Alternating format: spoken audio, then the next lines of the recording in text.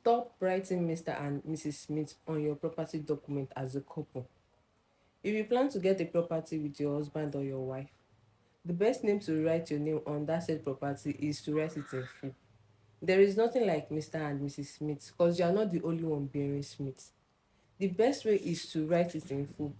If my name is Mary Smith and my husband's name is John Smith, it should be Mr. John Smith and Mrs. Mary Smith. And the Smith behind my name is if I have changed all my documents to my husband's name. But if I have not changed my document to my husband's name, if my maiden name is Nicholas, it will be Mary Nicholas Smith and John Smith. If you are writing Mr. and Mrs. Smith, it's totally wrong. Anyone can bear their name, and anything can happen in the future, like death, like divorce. Let's assume you are divorced with your said husband or wife. How do you share the property?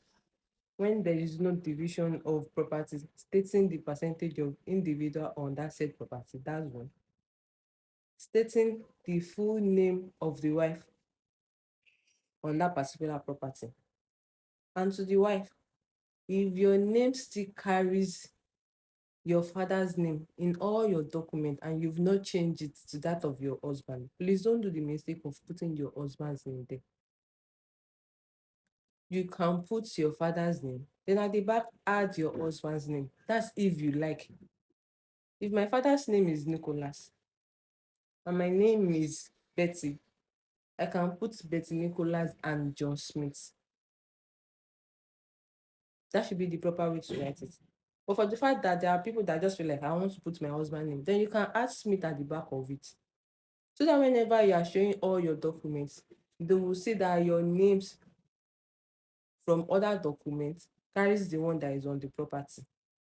I hope with this report of mine, I've been able to convince you, but not to convince you that there is nothing like Mr. and Mrs. Smith if you are getting a property together with your husband and wife. Please learn to write your name in full to avoid issues that might come up later. Thank you.